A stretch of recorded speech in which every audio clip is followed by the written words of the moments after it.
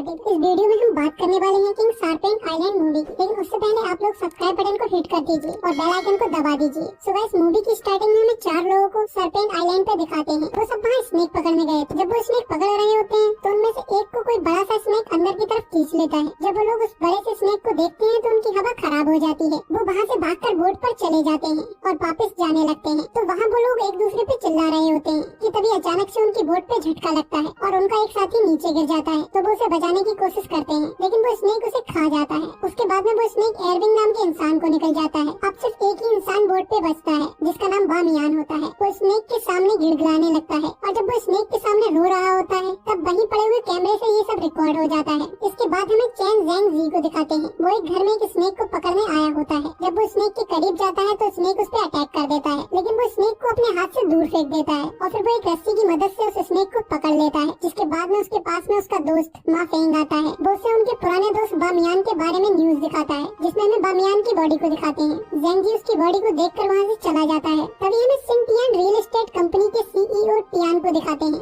वो snake island पे construction करने को कह रहा होता है। इसके बाद में हमें फिर से ज़ेंग जी को दिखाते हैं। वो एक मीटिंग में होता है जहाँ वाइल्ड लाइफ कंजर्वेशन ऑर्गेनाइजेशन के लोग होते हैं। वो उन लोगों को बामियान के जख्म के निशानों को दिखाकर बताता है उसे जिस स्नेक ने काटा है उसकी लंबाई कम से कम 15 मीटर की होगी, जो कि टाइटन पाइथन की होती है। तो वो इस बेस पे स्नेक आइलैंड को रिजर्व फॉरेस्ट घोषित करने के लिए वाइल्ड लाइफ कंजर्वेशन ऑर्गेनाइजेशन की मदद मांगता है। वो कहता है अगर आप लोग मेरी मदद करेंगे तो गवर्नमेंट उसे रिजर्व स्नेक फॉरेस्ट घोषित कर देगी। तभी वहाँ बैठी हुई इन्वायरमेंटल प्रोटेक्शन डिवीजन की सीनियर इन्वेस्टिगेटर जाओ उससे कहती है टाइटन पाइथन तो अब से कई लाख साल पहले खत्म हो गए थे। तो उन सबको विश्वास दिलाने के लिए ज़ेंग जी बामियान की वीडियो दिखाता है जिसमें पाइथन साफ नजर आ रहा होता है। तो वहाँ बैठे हुए हेड ऑफिसर जाओ से कहते हैं तुम ज़ेंग जी के साथ आइलैंड पे जाकर इसके बारे में इन्वेस्टिगेशन करो। जिसके बाद अगले सीन में हमें जिन नाम के इंसान को दिखाते हैं। वो एक स्नेक कैचर स्नेक स्मगल करने वाली गैंग का लीडर होता है। उसके पास में टियान आता है। वो जिन से कहता है तुम मेरे लिए स्नेक आइलैंड पे से सारे स्नेक साफ कर दो। वो उसे उसका काम करने के लिए सोने की ब्रिक्स देता है और उसे बताता है उसे ये जल्दी करना होगा, नहीं तो ज़ेंग जी उस आइलैंड को रिजर्व फॉरेस्ट घोषित कर देगा। तभी हमें यहाँ पता लगता है कि जिंग और ज़ेंग जी की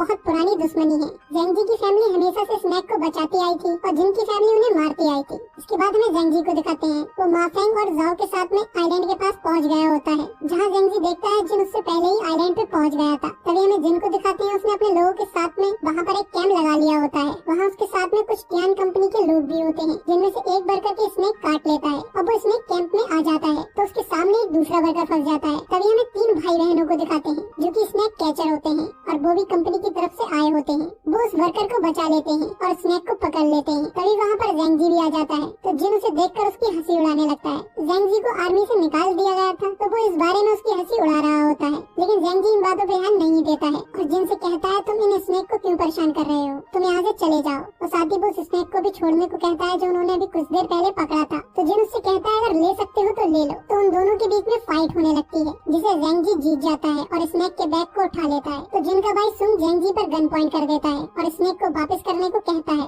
लेकिन जिन अपने भाई को रोकता है और ज़ेंग जी को वहाँ से जाने देता है। तभी ज़ेंग जी वहाँ से थोड़ा दूर जाकर उस स्नेक को छोड़ देता है और वो लोग वहाँ से एविडेंस इकट्ठे करने लगते हैं जिससे वो आइलैंड को रिजर्व फॉरेस्ट घोषित करवा सके। जाओ कुछ स्नेक के पॉइजन को भी कलेक्ट करती है, लेकिन अभी तक उन्हें कोई भी एविडेंस टाइटन पाइथन का नहीं मिला होता है। इसके बाद में वो लोग रात में ज़ेंग जी के दादा के बनाए हुए कॉटेज में जाते हैं। दरअसल में ज़ेंग जी के दादा भी टाइटन पाइथन को ढूंढ रहे थे, तो इस वजह से इस आइलैंड पे वो रहने लगे थे। तभी उन्होंने ये कॉटेज बनाया था जहाँ की हालत अब बहुत खराब थी। तो वो तीनों उसे चेक करने लगते हैं कि उसमें कोई स्नेक तो नहीं है। तो उन्हें वहाँ पर एरविंग की बॉडी मिलती है जिसे देखकर मा फेंग बहुत डर जाता है। जाओ ने स्नेक और स्नेक से मारे जाने वाले लोगों के बारे में पढ़ाई की थी, इसलिए वो एरविंग की बॉडी को देखकर बता देती है उसे स्नेक ने यहाँ आकर उगला है। उसके बाद में जाओ अंदर जाकर कपड़े बदलती है तो उसे कोई खिड़की से देख रहा होता है।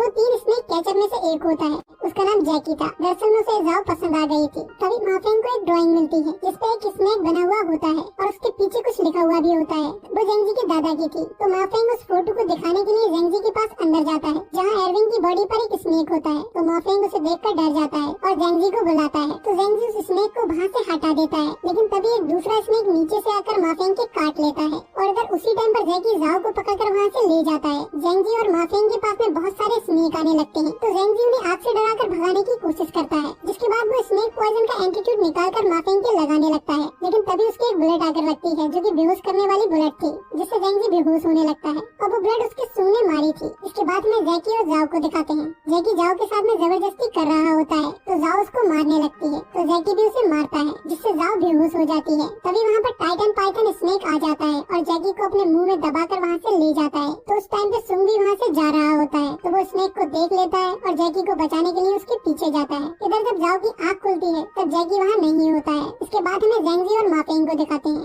उनके पास में स्नेक आ रहे होते हैं कि तभी वहाँ जाओ आ जाती है और वो स्नेक हटा देती है। जेंजी उसे बताता है माफेंग के स्नेक ने काट लिया है और एंटीट्यूड भी वही पड़ा होता है, तो जाओ से उठाकर माफेंग के लगा देती है। जिसके बाद अगले सुबह वो लोग एविडेंस ढूंढने निकल जाते हैं, तो उन्हें पाइथन स्नेक के खाल के कुछ सैंपल मिल जाते हैं, लेकिन वो भी काफी नहीं होते हैं। जिसके बाद उन्हें वही सुंग भी पड़ा हुआ मिलता है जो कि अभी मरा नहीं होता है, तो जेंग उसे बचाने लगता है। हालांकि माफेंग मना कर रहा होता है पर जेंजी फिर भी उसे बचाता है। जाओ सुंग पे लगा हुआ फ्रूट सूंघ कर बताती है पाइथन अंडे देने वाला है। इसके बाद में वो लोग सुंग को जिन के कैंप पे ले जाते हैं, जहाँ वो लोग उन तीनों को गलत समझ रहे होते हैं, लेकिन सुंग जिन को बताता है जेंजी ने ही उसकी जान बचाई है, तो वो अपने लोगों को शांत रहने को कहता है। तो जेंजी को अंदर ले जाकर उसे अपनी भाई की जान बचाने के लिए शुक्रिया अदा करता है और गिफ्ट में गोल्ड देता है, लेकिन जेंजी गोल्ड नहीं लेता है। वो उससे कहता है अगर तुम मुझे कुछ देना ही चाहते हो तो जितने स्नेक अभी तक तुमने पकड़े हैं उन्हें छोड़ दो और इस आइलैंड को छोड़कर यहाँ से चले जाओ। लेकिन जिन इसके लिए राजी नहीं होता है। वो बताता है उसका टियान कंपनी के साथ में एग्रीमेंट है जिसमें से इस आइलैंड से सारे स्नेक साफ करने होंगे। तो जेंजी को और भी गुस्सा आ जाता है, वो वहाँ से जाने लगता है,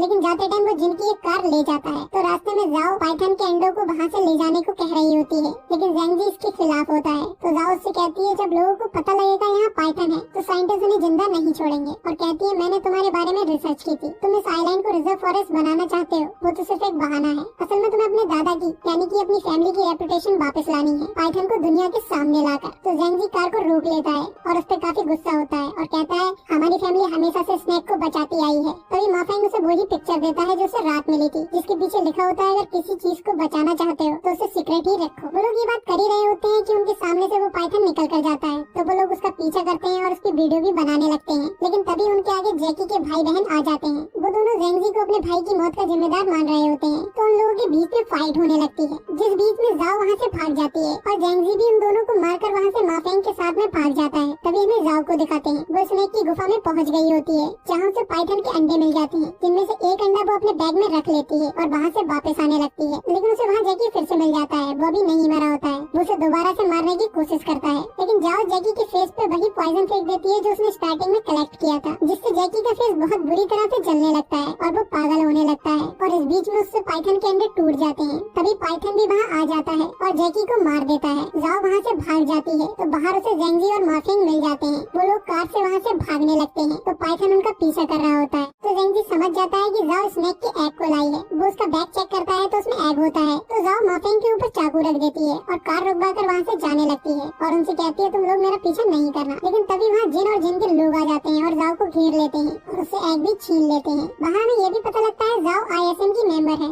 जो कि एक ऐसी ऑर्गेनाइजेशन थी जो स्नेक पे एक्सपेरिमेंट करती थी, और फिर जिन सबको पकड़कर वहाँ से ले जाता है और एक कंटेनर में माफेंग और जेंजी को बांध देता है और उनके ऊपर ब्लड डालकर उन्हें चारे की तरह यूज करता है, और दूसरे टेंट में बैठकर वो लोग कैमरे के थ्रू स्नेक का इंतजार करने लगते हैं। जाओ भी उनके साथ में ही होती है। तभी स्नेक भी वहाँ आ जाता है, लेकिन जब तक जेंजी ने अपनी रस्सी खोल ली होती है, वो स्नेक को डिस्ट्रैक्ट करके माफेंग की भी रस्सी खोलता है, लेकिन वो दोनों कंटेनर से वहाँ नहीं निकल पाते हैं क्योंकि जिन ने कंटेनर को बंद करवा दिया होता है। इधर वो सारे लोग कैमरे में उन दोनों को देख रहे होते हैं। तब जाओ चुपके से अपनी रस्सी काट कर वहाँ से भाग जाती है और कंटेनर के ऊपर पहुँच जाती है जहाँ एक रास्ता था, तो वो उसे खोल देती है और उन दोनों को ऊपर ले लेती है। तो वो सारे लोग उन्हें मारने की कोशिश करते हैं। इधर स्नेक भी आधा ऊपर से बाहर आ जाता है और एक स्नेक कैचर को मार देता है। तभी सुन माफेंग को मारने की कोशिश कर रहा होता है, तो माफेंग कंटेनर को खोल देता है और स्नेक बाहर निकलते ही सुन को मार देता है। ये देखकर जिन को बहुत दुख होता है। लेडी स्नेक कैचर जाओ को मारने की कोशिश कर रही होती है, लेकिन वो स्नेक की पूंछ की चपेट में आ जाती है। इधर जिन अपने भाई के गुस्से में जेंजी को मारने की कोशिश करता है, वो उसके शोल्डर को भी घायल कर देता है, लेकिन तभी वो देखता है जाओ स्नेक के एग को लेकर वहाँ से भाग रही है, तो वो जेंजी को छोड़कर जाओ के पीछे जाता है। जाओ बोट को लेकर वहाँ से भाग रही होती है, लेकिन जिन वहाँ आ जाता है, वो उसे मारने लगता है। तभी जेंजी और माफिंग भी बोट पर आ जाते हैं, तो जिन जाओ के ऊपर चाकू रख लेता है और उन दोनों को बोट से उतरने को कहता है, लेकिन जाओ उसके हाथ पे काट लेती है। तो जिन जाओ की पीठ पर चाकू भोंक देता है और तभी जेंजी जिन के फायर एक्सटिंग्विशर सिलेंडर उठाकर मारता है, जिससे वो दूर जाकर गिरता है। तो माफिंग जाओ को देखता है और जेंजी